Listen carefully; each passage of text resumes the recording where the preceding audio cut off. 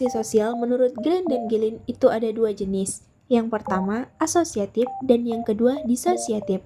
Proses asosiatif itu mengarah pada persatuan atau integrasi sosial.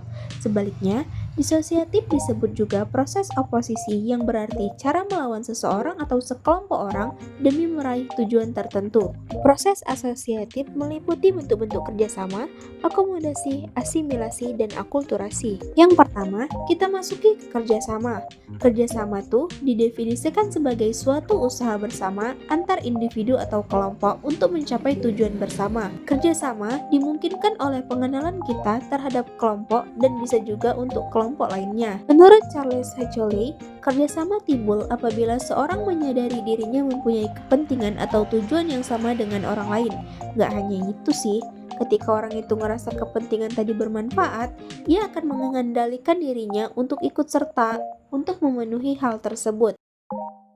Proses sosial yang erat kaitannya dengan kerjasama adalah konsensus. Konsensus itu kesepakatan atau kata sepakat yang dicapai oleh beberapa pihak terlibat. Konsensus timbul apabila anggota kelompok terlibat perbedaan pendapat. Jadi, kalau ada perbedaan pendapat antar kelompok, jangan mau menang sendiri dan merasa dirimu yang paling benar. Berdasarkan pelaksanaannya, kerjasama memiliki 5 bentuk, yaitu kerukunan atau gotong royong, bargaining atau pelaksanaan perjanjian mengenai pertukaran barang atau jasa, kooptasi atau unsur-unsur baru dalam kepemimpinan, koalisi atau kombinasi antara dua organisasi atau lebih yang mempunyai tujuan yang sama, joint venture atau kerjasama dalam pengusahaan proyek. Akomodasi.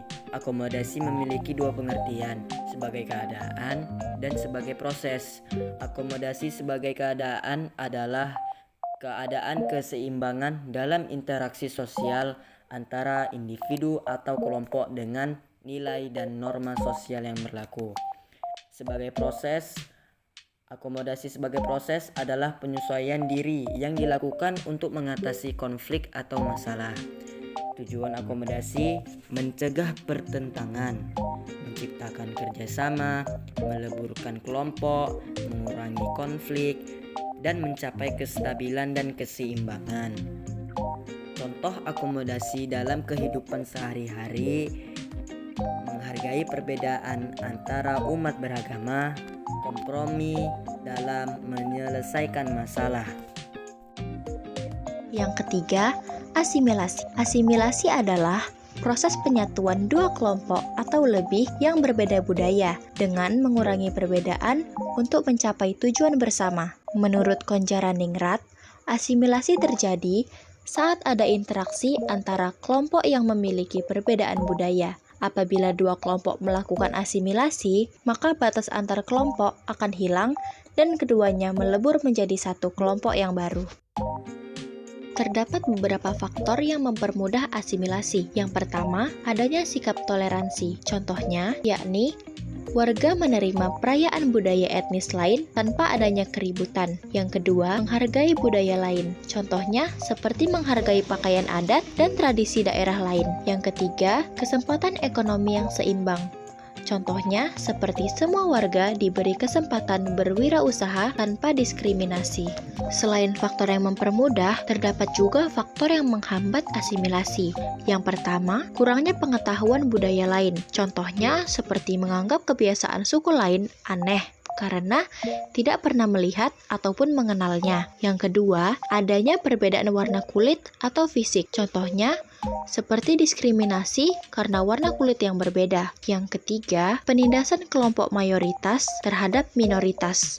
Contohnya, kelompok minoritas tidak diberi hak yang sama dalam pendidikan. Akulturasi. Akulturasi adalah proses sosial ketika kebudayaan asing diterima dan diolah ke dalam kebudayaan sendiri. Akulturasi dapat terjadi dalam berbagai bidang, seperti kuliner, gaya berbusana, dan arsitektur. Pengertian: akulturasi adalah proses masuknya pengaruh kebudayaan asing ke dalam suatu masyarakat. Proses cepat atau lambatnya dapat berpengaruh tergantung masyarakat yang menerima budaya yang masuk. Ciri-ciri akulturasi: 1. Terjadi ketika kebudayaan asing bertemu dengan kebudayaan setempat. 2. Unsur-unsur kebudayaan asing diterima dan diolah dalam kebudayaan setempat. 3. Tidak menghilangkan unsur kebudayaan setempat. Peran akulturasi.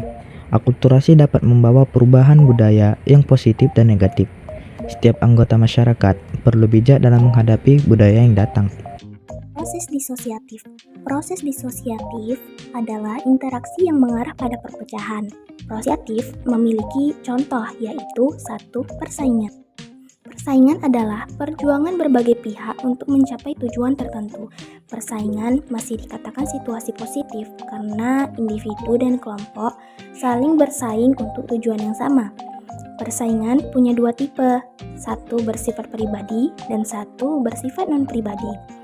Bersifat pribadi itu misalnya seperti persaingan antar anggota untuk dapat kedudukan tertentu dalam kelompok. Contohnya, persaingan antar siswa untuk mendapat peringkat pertama. Sedangkan bersifat non-pribadi itu bukan individu tapi kelompok. Contohnya, persaingan antar dua kelompok sepak bola untuk merebut kemenangan. Nah, dari poin-poin tadi muncullah beberapa bentuk persaingan seperti bidang ekonomi, bidang politik, persaingan antar ras, persaingan untuk mencapai suatu dan menjaga gengsi. Salah satu ciri dari persaingan itu perjuangan yang dilakukan secara damai dan sportif, yang berarti persaingan selalu menjunjung tinggi batasan dan aturan. Karena itu, persaingan sangat baik untuk prestasi seseorang. 2. Kontravensi. Proses sosial yang berada antara persaingan dan pertentangan ditandai dengan ketidakpuasan seseorang, perasaan tidak suka yang disembunyikan, kebencian, perasaan ragu terhadap kepribadian seseorang. Kontravensi itu bisa dibilang juga perang dingin, karena tujuan itu untuk buat lawan tidak tenang, seperti resah, gelisah. Lawan itu tidak diserang secara fisik, tapi secara mental. Contohnya bisa berupa protes, fitnah, makian, hasutan, teror, dan lainnya. Bentuk-bentuk kontravensi ada 5. Yang pertama, umum atau pengacauan rencana pihak lain. Yang kedua, sederhana atau menyangkal pernyataan orang di muka umum. Yang ketiga, intensif atau penghasutan. Yang keempat, rahasia atau pembocoran rahasia. Dan yang kelima, teksis. Ini tuh bisa dibilang kayak provokasi terhadap lawan.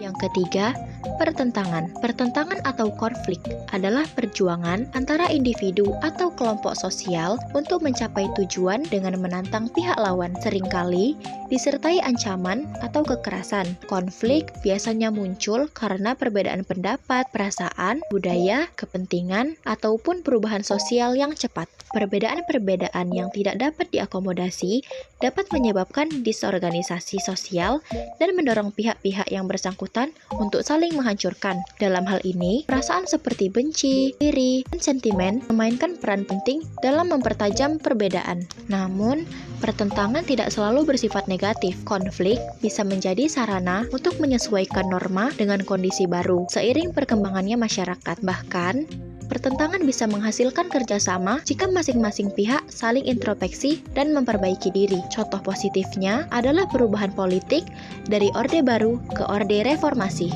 Pertentangan sendiri memiliki berbagai bentuk seperti pertentangan pribadi, pertentangan rasial, pertentangan antar kelas sosial, pertentangan politik, dan pertentangan internasional.